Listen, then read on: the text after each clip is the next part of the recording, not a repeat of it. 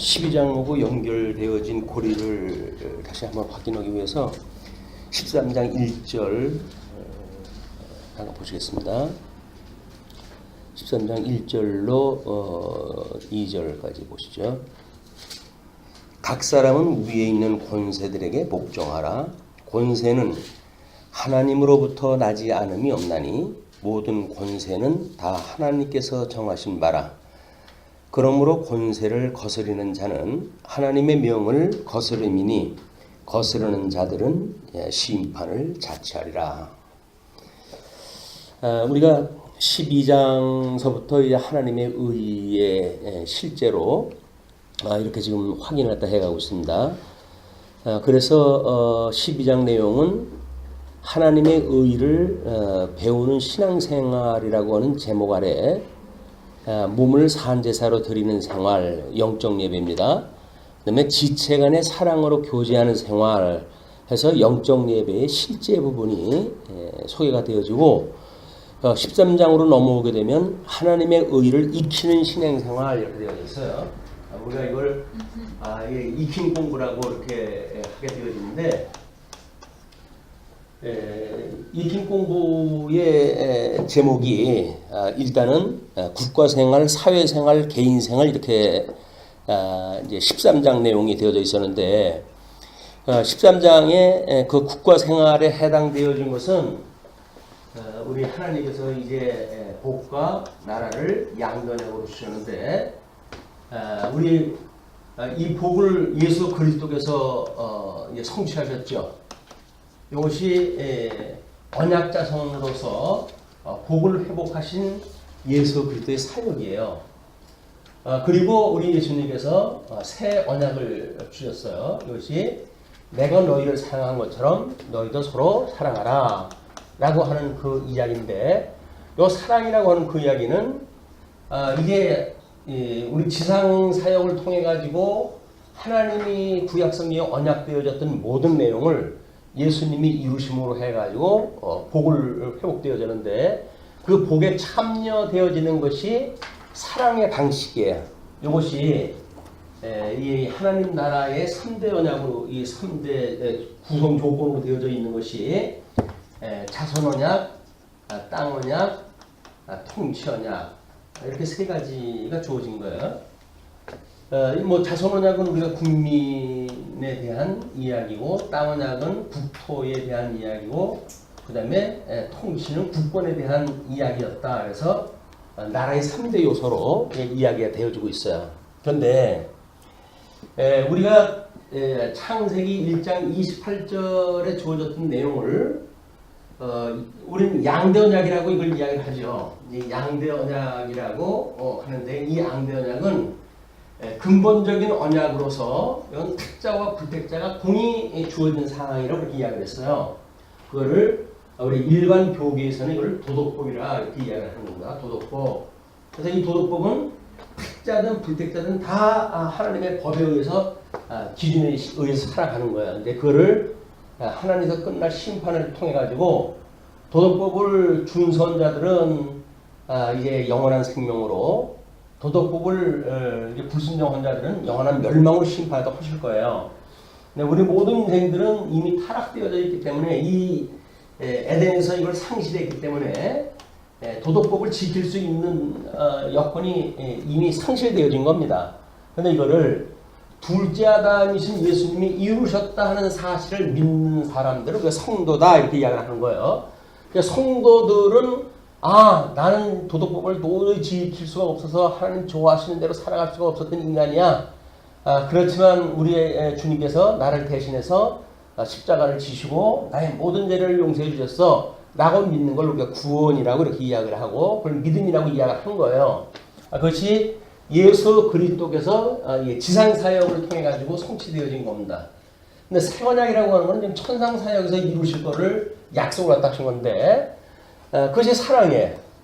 그래서 부활 성천하신 이후에 성령이 오신 이후에 신령한 우리 자손 땅 통치 언약을 이루도록 하신 것이 증인의 삶을 통해서 이루시는 겁니다. 그래서 땅끝까지 생육 번성하라고 했던 그런 국민에 대한 이야기나 그다음에 땅은 땅끝까지 정복하라고 했던 우리 땅 언약에 대한 이야기, 그리고 다스리라라고 이야기했던 통치 언약에 대한 이야기예요. 이것이 성령이 오신 이후에 소위 하나님의 성도로 부름을 받은 성도들이 이거에 대한 증인의 역할을 딱 하는 건데, 그 증언을 해가면서 만들어지는 일들이 영적으로 해가지고 믿음의 사람들이 양육하고 번성되어지는 일입니다.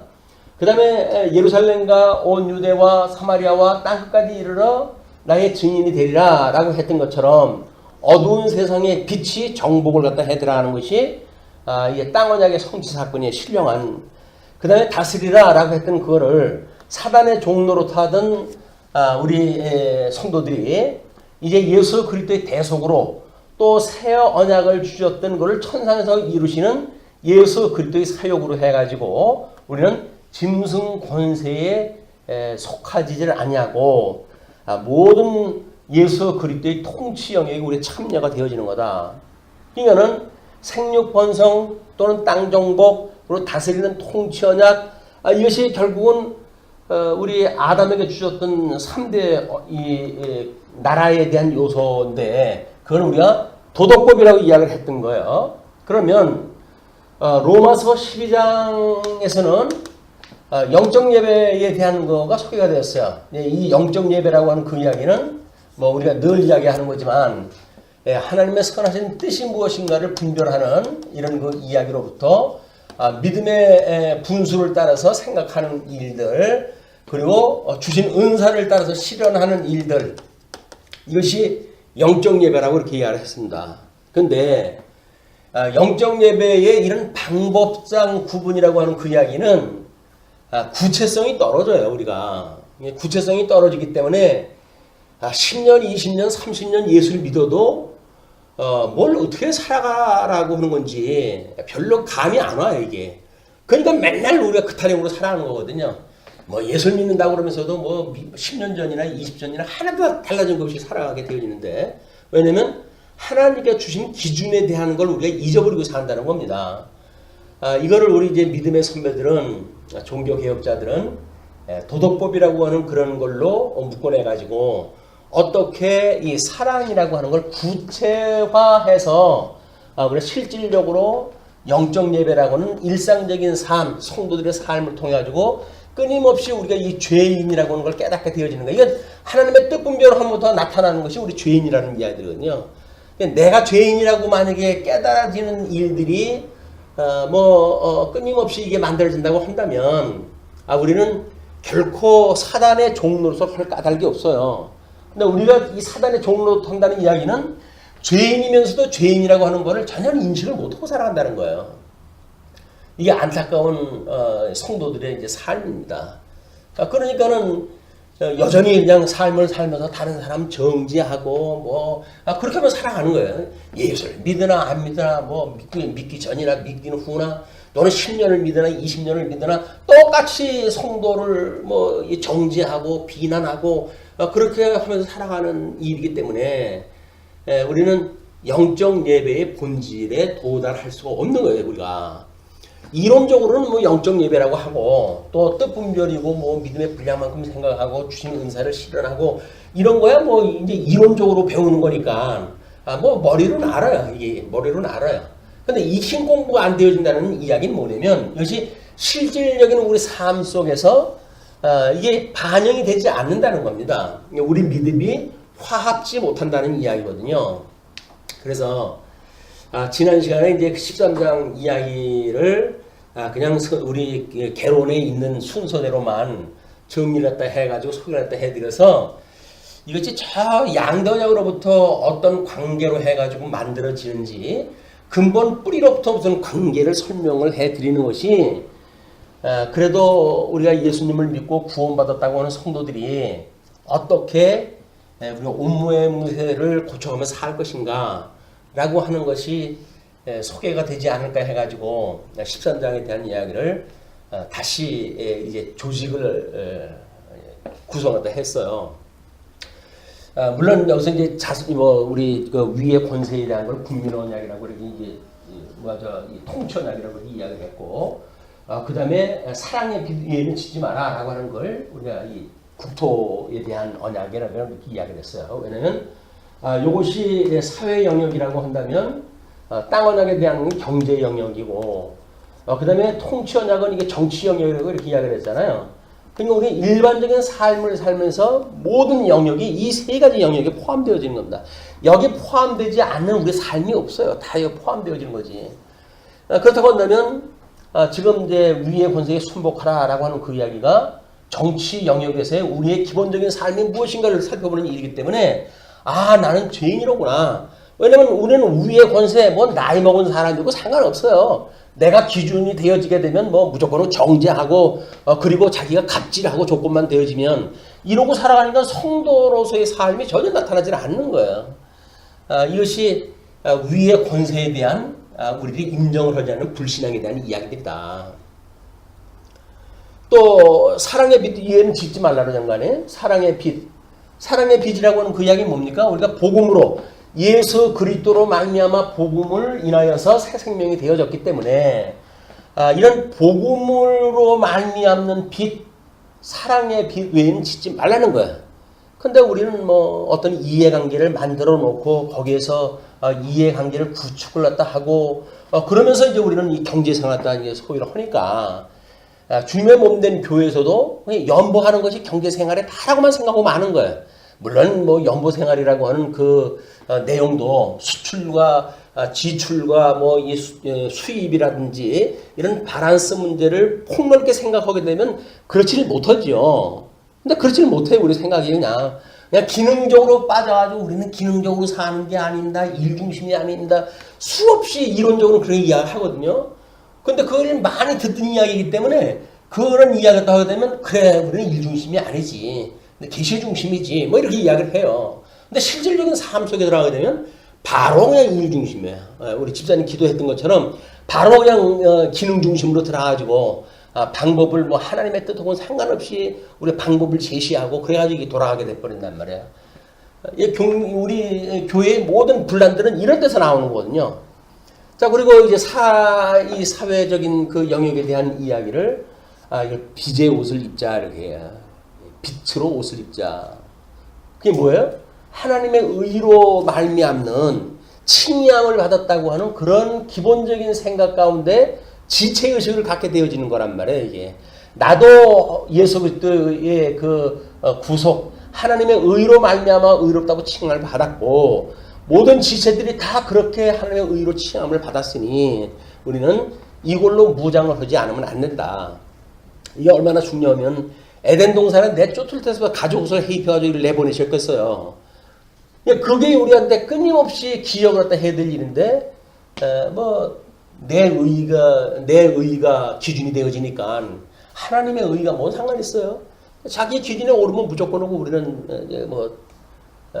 힘을 쓰게 되어지는 거예요. 그렇기 때문에 이 죄인이라고 하는 그런 감각을 신앙생활 이 영적 예배를 드리는 일반적인 배경사를 통해 가지고 전혀 이게 배제되어진 가운데 우리 살아가고 있다. 그러니까 이거를 믿음의 선배들은 더 도덕법이라고 하는 것부터 이걸 시작을 해놨거든요.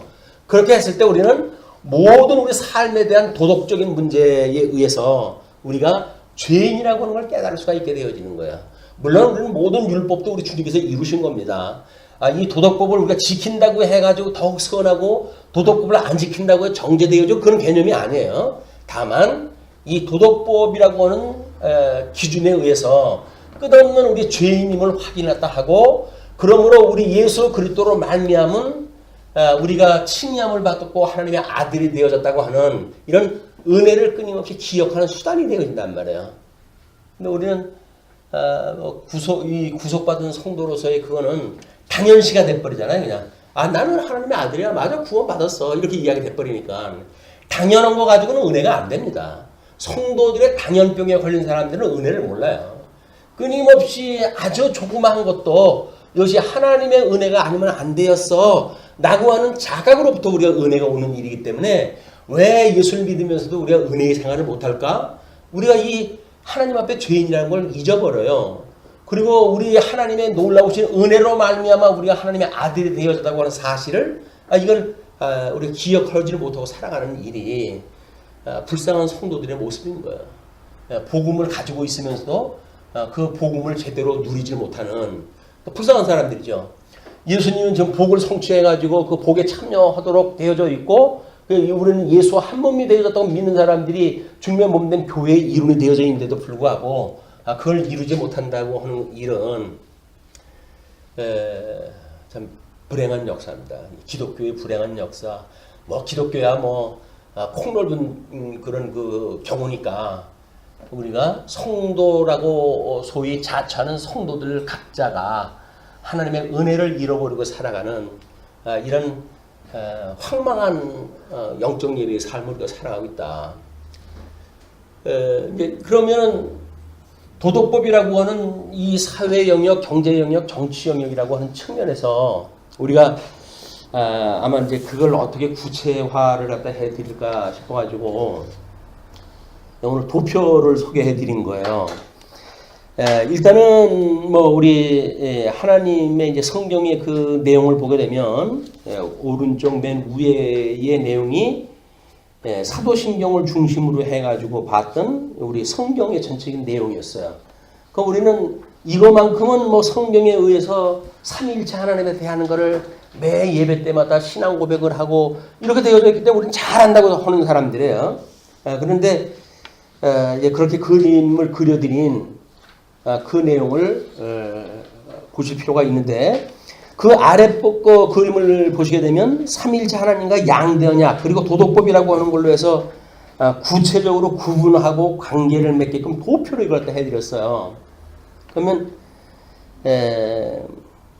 물론 그 사도신경과 그 다음에 이제 구약성경, 복음서, 서신서라고 하는 성경의 모든 그런 그 내용들하고 이 관계가 어떻게 되어졌는지 도표로 해가지고 이거를 소개해드린 지가 제법 오래됐지만 오래되어진 걸로 비례하는 것만큼 우리는 다 우리 기억 속에서 망각되어져 있는 것들이 아무리 도표를 그려드려도 시간이 지나가면 어디서 본 것 같은데 어디 있는지도 모르겠고 자료라고 하는 것이 어떤 우리들의 일목요연한 순서여서 모여지는 게 아니잖아요. 그냥 공급된 대로 모으다 보니까 그 자료가 어디 있는지도 모르고 또 그 자료가 어떤 내용인지도 사실은 한 번 지나가 버리면 다 잊어버리게 되어져 있습니다.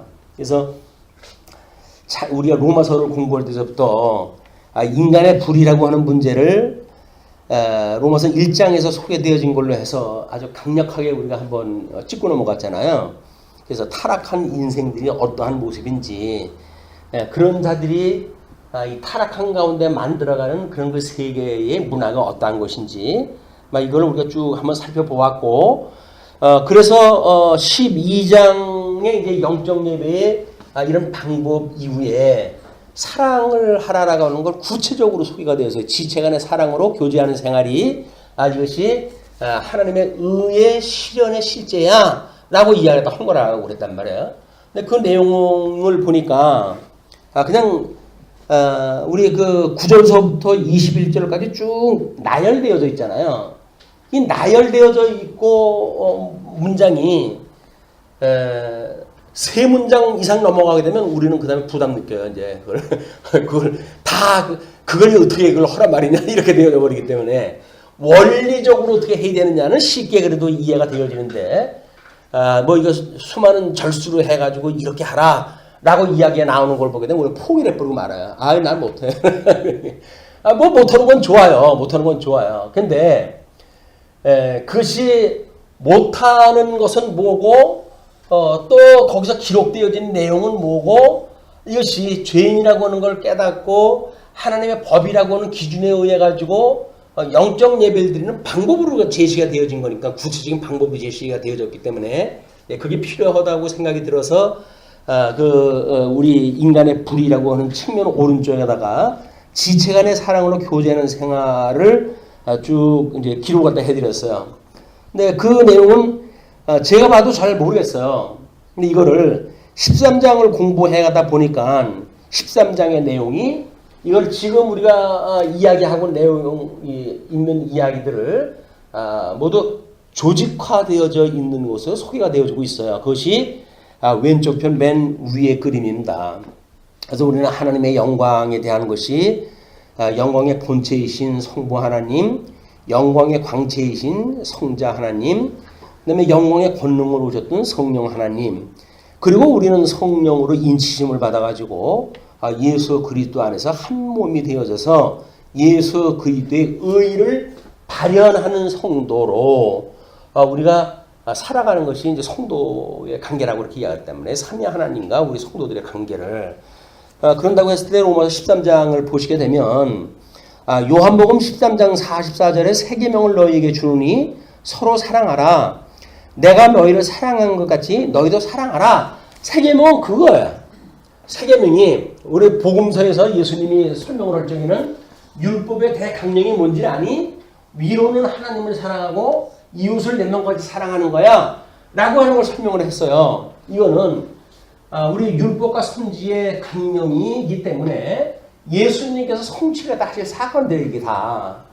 그러니까 예수님이 이룬 거를 우리가 그대로 하나님을 사랑하고 예수 그리스도를 우리가 이 안에서 성도를 사랑하고 이렇게 되어진 건 복음서에서 기록되어진 건 예수님이 이루신 일들에 대한 이야기예요. 그러나 이제 요한복음에 가게 되면 세 계명을 준다고 이렇게 이야기하잖아요. 그 세 계명은 뭐냐면 예수님은 이제 천상으로 올라가실 거 아니에요. 부활 승천해가지고. 그리고는 성령을 보내주셔가지고 주님의 몸된 교회, 이걸 우리 하나님의 나라라고 이렇게 이야기했어요. 그 하나님의 나라의 백성들 간에 어떻게 이 사랑하는 관계를 통해가지고 하나님이 예수님을 사랑했던 것처럼 예수님이 우리를 사랑했던 것처럼 우리가 지체의식을 가지고 사랑하며 살아가는가에 대한 것이 그냥 새 언약의 새 계명. 성도들이 이 성령을 받고 우리가 신학교에 살아간다는 이야기는 사랑을 하며 살아가는 일입니다. 그런 걸로 보게 되면 로마서 12장서부터 13장, 14장, 15장도 그 믿음에 대한 이야기지만 이런 걸로 봤을 때 사랑이라고 하는 엄청난 대주제로 해가지고 설명이 되어지고 있는 거거든요. 그런데 그 놀라운 로마서를 우리가 공부하면서도 왜 사랑이 우리한테 직접 와닿지 않을까, 이게. 겨우 고린도 교회 가게 되면 13장, 고린도전서 13장에 가가지고 사랑의 장인이 뭐니 해가지고 이 사랑을 거기서 확인하려고 그러잖아요. 그건 마찬가지예요. 이제 고린도서는 이 하나님의 나라를 설명했던 방식이니까 거기선 이 사랑을 설명하는 방식이죠. 그러나 로마서에서 이미 하나님의 나라의 백성들은 사랑하면서 살아가는 것, 그 지체의 관계고 영적 예배의 근본이라고 하는 걸 설명했던 거예요. 그럼 여기에서 그 위에 그 녹색 부분에 이렇게 설명이 되어져 있잖아요. 자, 일단은 양변약은 복과 나라예요. 그리고 언약자손인 예수 그리스도께서 복을 회복하셨어요. 그게 지상사역입니다. 그런 뒤에 복에 참여한 성도가, 예수님을 영접한 성도가 하나님의 의를 발현함으로써, 의의 실제가 드러남으로써 하나님 나라를 이루는 거예요. 우리 하나님의 나라를 이룬다는 이야기는 사랑하는 것만큼 하나님의 나라에, 그게 사랑이 없다고 한다면 그건 하나님 나라 아니에요. 교회가 아니에요. 인간 사람들끼리도 뭐 얼마든지 사랑한다고 그러죠. 남녀의 사랑이 있고 부모 자식 간의 사랑이 있고 사랑한다고 그러잖아요. 근데 성경에서 말하는 사랑은 그 사랑이 아니에요. 그러니까는 세상에서 이야기하고는 다른 사랑을 성경을 통해서 우리가 배워야 되는데 이걸 그냥 세상 사랑이라고 하는 걸로 퉁쳐가지고 그런 사랑 개념을 이야기를 하니까 교회에서 실질적인 영적 예배에 사랑도 못하고 세상의 사랑을 하려고 하니까는 너무 버겁고 이렇게 해가지고 우리는 성경에서 말하는 사랑을 잊어버리고 살아가는 것이 이 영적 예배를 소홀하는 모든 성도들의 지금 문제로 드러난 거다. 이렇게 진단이 되어진 거예요. 자, 그런데 그 첫째, 다섯째 계명으로 통치하겠다는 영역이다. 우리 이제 첫 번째 우리 하나님의 의를 익히는 신앙생활 해가지고 13장 1절로 7절까지 국가생활로 이야기를 했잖아요. 그것이 통치 언약에 따른 영역이에요, 그게. 그래서 위의 권세에 순복하는 일이다. 위의 권세라는 이야기는 뭡니까? 만사가 우리 하나님으로부터 말미암지는 권세가 없잖아요. 우리 성부 하나님으로부터 우리 성자 하나님으로부터 성령 하나님에게 또는 우리 그 삼위일체 하나님으로부터 사단에게 이 사단은 또 옛뱀이요 마귀요 사단인데 물에서 올라온 사단도 있고 땅에서 올라온 짐승도 있단 말이에요. 그럼 물에서 올라온 짐승이 이게 칠두식각이라고 이야기를 해놨어요. 칠두식각이 뭐 이제 요한계시록 이야기하고 이제 로마 제국에 대한 이야기인데 땅에서 올라온 짐승이 칠두식각에 의해 가지고 능력을 받아가지고 그대로 이제 이 성도를 해야 하는 역할을 갖다 해요. 이것이 십각입니다. 십각. 이 칠두가 로마고 이 십각이라고 하는 것이 이 권세를 땅에서 올라온 짐승에게 주는 거예요.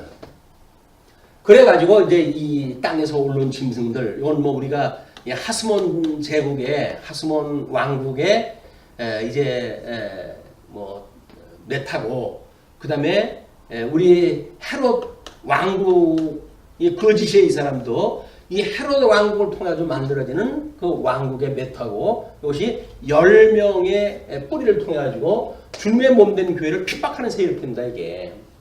그래서 하스몬 제국의 얀나라고 하는 양반은 얼마나 그 바리새인들이고 자기한테 반대하는 사람들을 죽였는데 수만을 죽였대, 수만 명을. 그러니까는 언약자손들의 박해라고 하는 그 이야기는 자체의 백성들에 의해서 통치자의 세계를 받은 거예요, 박해를. 근데 이것이 위에서 내려온 권세인지를 모르게 되면 그냥 대항하는 걸로 끝나고 만단 말이야. 그렇게 하다 보니까는 로마 제국에 의해서 핍박을 받는 성도들이 뭐 이런 게 있냐 라고 해가지고 하나님의 주신 일이라고 이걸 믿지 않는 거예요. 그러니까는 증오하고 뭐 거기서 조급증이 나가지고 전쟁이 일어나고 하는 일들은 전부 믿음이 없기 때문에 되어지는 겁니다. 로마서 우리 계시록에서 이야기하는 거는 너희들한테 이렇게 어떤 그 나팔 재앙이라든지 또는 대접 재앙이라든지 이런 걸 통해 가지고 대접이 재앙이 있다고 하는 그 이야기는 하나님 삼위일체 하나님으로부터 권능을 받았던 사단이 하는 일이야, 그 이야기예요. 그러면 이 권능 받은 사단이 이러다 하는 거니까 여기서 승리한다는 이야기는 뭡니까? 이걸 인정하는 일이에요. 아, 하나님께서 이 권능을 그들한테 주었구나, 이렇게. 그래서 저 옛뱀이요 마귀요 사단으로부터 시작되어졌던 우리들한테 이 권세가 짐승 권세들로 등장이 되어져 가지고 오늘날 우리가 핍박을 받고 있는 거로구나. 그러나 성경의 원리에 의할 것 같으면 이 대적을 하나님께서 모든 원수를 갚아주신다는 거 아닙니까? 이걸 내가 원수를 갚아줄 거야. 그러니까 너희들은 참고 인내해, 그 이야기예요. 그러면 위의 권세에 순복한다는 이야기는 인내의 삶입니다. 인내의 삶. 그런데 뭐 우리는 조금만 불이익이 있어도 뭐 치받잖아요. 예, 뭐 나이가 많든 뭐 이렇게 어떤 위에 권세가 있든 치받고 이런 일들은 인내심이 없는 거예요. 그리고 이 출처가 삼위일체 하나님보다 권능을 받고 잠시 택한 백성들을 시련을 주시기 위한 이 상황이라는 걸 잊어버리고 있는 거예요. 그러니까 이걸 잊어버리니까 어떻게 해? 이거를 방법적으로 우리가 뭐 제시를 갖다 해야죠. 이럴 땐 이래야 되고 저럴 땐 저래야 되고 해가지고 인간적 방법이 여기서 동원이 되어진다.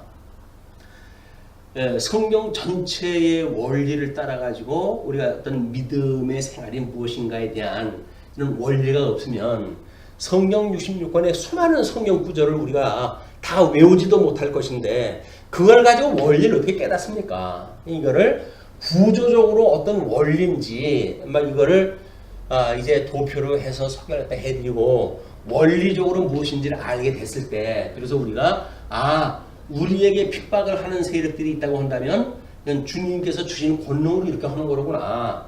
그럼 우리가 거기서 인내를 갖다 해야지. 왜 그들을 너희들이 직접 원수를 갚지 말어. 오늘 12장 그 7절 9절 이후에 나아졌던 거 아닙니까? 원수를 너희들이 갚지 마라. 왜냐면 내가 그 원수 다 갚아줄 거니까 너희들이 직접 원수 갚지 마라. 그 이야기예요. 위의 권세에 순복한다는 이야기는 성경 전체의 원리를 따라가지고 이렇게 우리가 재앙을 받고 환난 날에 7번 연단한 금 같은 성도를 만들기 위해서 환난을 하나님께 주셨을 때 이것이 우리들을 훈련시키는 자들이 있어요. 그들을 직접적으로 미워할 이유가 없는 거예요. 왜? 하나님은 그들의 손을 빌려가지고 우리를 하나 정금 같은 성도를 만들어 가시는 과정이기 때문에 하나님, 이 우리를 그렇게 인도하시는 하나님을 봐야지 우리를 직접 뭐 갑질을 갖다 하는 이 사단의 세력이라든지 뭐 거기에다가 우리가 맞대응을 갖다 해가지고 살아가는 일은 성경적 원리에 맞지 않는다. 우리가 어떻게 이런 하나님의 놀라운 권능에 의해 가지고 권세를 받은 자들이 우리를 핍박을 하는가? 우리를 7번 연단한 금과 같은 성도를 만들기 위한 하나님의 섭리라고 하는 깨닫게 되어지게 되면 환난 날에 온전히 기뻐하라고 말씀의 뜻이 뭔지를 알게 되죠. 그걸 모르게 되면 우리 현실 속에 맨날 싸워야 돼요. 우리한테 힘들게 해주는 사람이 있으면 무조건 싸워야 돼. 근데 싸운다고 해가지고 우리가 심령의 평강을 얻습니까? 아닌데요. 심령의 평강이라는 이야기는 복음 외에는 될 수가 없는 겁니다. 그 뭐 귀신 내쫓을 때 그러잖아요. 왜 우리는 못 쫓았는데 주님은 한마디에 쫓아냅니까? 라고 이야기를 하니까 기도와 금식 외에는 이걸 쫓을 수 있는 방법이 없어. 기도와 금식이 뭐예요? 예수 그리스도의 십자가의 도예요. 그게 예수님이 죽으시고 부활하심으로 그걸로만 이 사단이 점점 제압이 되어지는 거지 인간 힘으로는 되어지는 게 아니란 말이야. 십자가의 도를 붙들고 우리가 살아가야 되는데 십자가의 도는 대전제로 깔아놓고 맞아 난 복음 믿어. 그러고 실질적인 삶 속에서는 반복음적인 생활로 익힌 공부를 갖다 해가니까 세월이 아무리 흘러도 변하는 게 아무것도 없게 되어지는 거예요. 우리는 이 익힌 공부를 통해 가지고 끊임없이 십자가의 도를 확인해야 되는 겁니다. 우리 예수님이 우리를 위해서 십자가에 못 박아 죽으셨던 것, 거기에 하나님 앞에 죽기까지 충성했던 하나님을 사랑하는 방식이었어요. 그걸 원리적으로 우리가 깨닫게 되어지고 보니까 우리가 사랑이라고 하는 그 이야기는 하나님이 우리를 이렇게 사랑하신 것처럼 그걸 우리가 고백적으로 하는 게 뭐예요? 이웃사랑을 사랑하는 방법이니까요. 근데 이웃을 사랑하지 않고 하나님이 우리를 사랑했다고 하는 이야기는 새빨간 거짓말이에요. 아니 우리가 사랑이라고 하는 걸로 어떤 의의가 이게 발현되지 않는데 하나님이 우리를 사랑해가지고 예수님을 십자가에 못 박아 죽기까지 하셨어요. 그게 진정성 있는 고백입니까? 우리는 뭐 간단한 예로 해가지고 1만 달란트 탕감받은 사람이 100대나로 빚진 자를 용서해 줄 수밖에 없게 되어진다 라고 하는 예화를 예수님께 드셨죠. 그러나 근본적으로 보게 되면 우리는 하나님이 우리를 사랑했다고 하는 그 이야기는 예수님의 말씀처럼 내가 너희를 하나님을 사랑했고 그런 것처럼 내가 너희를 사랑해서 이 하나님 앞에 죽는 데까지 충성했던 나야. 내가 너희를 사랑했던 것처럼 너희도 사랑해 그 이야기 아니에요. 사랑의 빚이라고 하는 건 철저하게 복음 이외의 건 있을 수가 없는 거예요. 여기서 어떤 인간 이해관계를 가지고 그러니까 성경 서신서에 나오는 게 뭡니까? 우리는 부자관계라든지 또는 뭐 이 주인과 종에 대한 문제라든지 또는 이 남편과 아내의 관계라든지 사회적인 주종관계를 갖다가 이걸 하나님 앞에서 이게 아니라는 거 아니에요. 이게 아니라는 이야기는 뭐예요? 이게 다 예수님 아래에 있는 너희들의 관계다 이게. 그러니까 서로 사랑하라는 이야기. 이 아버지는 아들을 사랑하고 아들은 아버지를 사랑하고 주인은 종을 사랑하고 종은 주인을 사랑하고 라고는 사랑의 관계로만 이것이 만들어질 수가 있는 거지. 사회 영역 속에서 어떤 질서를 가지고 그걸 여기서 끄집어 드린다고 한다면 그건 우리는 사랑을 모르고 사랑하는 거야. 사랑을 모른다고 한다면 예수님이 우리를 사랑했다고 하는 그 이야기가 관념적인 걸로 끝나고 마는 거죠. 그냥 우리가 그렇게 사랑받고 살았어. 그러므로 내가 이게 의인이 되어진 거야. 근데 의인이 되어진 것이 뭘로 드러나요? 내가 너희를 사랑했던 것처럼 너희를 사랑하고 살아. 라고 이야기는 이것이 의의 실현이란 말이에요. 지금 로마서 12장의 이후에 나오는 이 사랑이라고 하는 그 이야기가 뭐예요? 결국은 이게 하나님의 의의 실제. 그럼 우리는 지금 실제가 없다는 이야기는 뭡니까? 이론적인 거는 뭔가 아는 것 같지만 실제가 없다는 거야. 우리가 정말 이 복음을 위하여서 또는 복음으로 우리가 뭐 피차 가르치면서 우리가 이 진리 가운데 사랑하며 살아가는가, 진리 가운데 기뻐하며 살아가는가, 그것이 아니라 진리는 온데간데 없어지고 그냥 뭐 인간적인 삶이에요. 뭐 교회니까 뭐 아무개 집사님 아주 우리가 어떤 그런 호칭은 분인지 몰라도 동네 나가면 뭐예요 그게? 누구 엄마 그런 호칭하고 다를 거 아무것도 없잖아요. 똑같은 호칭 가지고 그냥 살아가는 것 뿐이에요. 모양만 살짝 뭐 호칭을 바꿔가지고 교회에서 하다 하니까 우리는 이 어마어마한 하나님의 은혜를 받고 살아가면서도 불구하고 그걸 실질적인 삶에서 발현하지 못하는 그것이 우리 예수님께서 열매를 맺지 않은 나무를 저주했던 그런 그 내용입니다. 만약에 우리가 이걸 가지고 뭐 이론을 가지고 나는 택한 백성인 걸로 알고 있어 라는 것만 가지고는 안 되는 거예요. 우리한테 이런 열매가 맺혀지도록 되어져 있는 거거든요. 왜? 주님께서 천사들을 해 가시니까. 근데 이게 안 맺어진다고 한다면 우리는 하나님 앞에 끊임없이 우리가 기도해야 될 이야기입니다. 내가 왜 이러지? 내가 왜 이러지? 라고 해가지고 이 사랑의 실체를 우리가 좀 더 확인할 필요가 있다. 두 번째에 대한 것이 8계명에서 10계명으로서 땅 언약에 따른 영역이다. 사랑의 비대에는 아무것도 빚지지 말아야 될 일이다. 그리고 그 셋째는 여섯 번째 일곱째 계명으로서 자선 언약의 영역이다. 예수 그리스도로 옷 입고 이건 오직 칭의라고 하는 그런 그 예수 그리스도로 옷을 입고 정욕을 위하여 육신의 일을 도모하지 말아야 할 일이다. 육신의 일이라는 건 뭐야? 영적인 것이 아니라 육적인 영역. 여기에 있는 일을 갖다 너희들이 그렇게 살지 말라는 이야기거든요. 자, 그러면 우리 결론적으로 한번 이제 다시 이 도덕법이라고 하는 창세기 1장 28절에서 하나님의 형상을 따라 우리를 지었고 그리고 양대 언약을 주셨어요. 그 양대 언약이 소위 말하는 우리 믿음의 선배들이 이야기하는 도덕법이다. 이 도덕법은 십계명이 하나님께서 우리 언약 백성들한테는 십계명이라고 하는 법을 주셨다는 율법이라고 하는 법을 주셨죠. 그러나 그 율법은 도덕법이라고 하는 그거를 언약 자손들한테 계명이라고 했던 형식으로 주어진 압축반인 내용이기 때문에 십계명이나 도덕법이나 이게 똑같은 원리로 작동이 되어진다. 그 이야기예요. 도덕법은 도덕법은 성경에 없는 이야기를 만들어냈다는 등 이렇게 해가지고 이걸 굳이 부정하려고 그러는데 그럴 필요가 없어요. 왜? 이미 아담한테 주었던 일이기 때문에 아브라함 이후에 언약 자손에게 주었던 계명, 십계명, 그걸로 해서 율법 이런 모든 것들은 도덕법을 기반으로 해서 주신 거예요. 거기에 이제 우리 생육하고 번성하고 이렇게 하는 내용으로 해가지고 소개되어진 것이 하나님께서 언약 자손들에 주어진 복이다. 그러나 에덴에서 상실험으로 해가지고 우리는 그런 걸 다 이제 잊어버리고 살아가게 되어졌잖아요. 그러나 로마서에서 이야기했던 것처럼 그것이 어떻게 회복되어지는지 그걸 통해서 하나님의 의로 예수님이 오셨고 그 의에 우리 적붙은 바가 되어져가지고 한 몸이 되어져가지고 의를 발현하면서 살아가는 것이 성도들의 삶이다. 성도들의 삶이라는 이야기는 사랑 빼놓으면 아무것도 아니에요. 우리가 이 사랑이라고 하는 진리 안에서 진리를 가지고 진리 가운데 우리가 어떤 그 가치를 갖다 두고 살아가는 일이야말로 도덕법이 이야기하는 예수님이 우리한테 주셨던 계명으로서의 사랑이라고 하는 계명입니다. 자, 이렇게 해가지고 이제 13장 1절로 7절까지 그 하나님께로 말미암은 권세의 순종, 힘이 아니라 양심에 의해 순종하는 생활, 의무를 다하고 존경할 자를 존경하는 생활. 그건 또 이제 대분으로 나눠 놓을 수가 있는 거죠. 그 다음에 8절로 10절까지 사회생활이라고 이야기를 했는데, 그건 경제 영역이라고 이렇게 구체화할 수가 있겠죠. 13장 8절처럼 사랑의 빚 외에는 아무 빚도 지지 않는 생활. 9절로 10절까지는 하나님의 의에 의한 사랑하는 생활.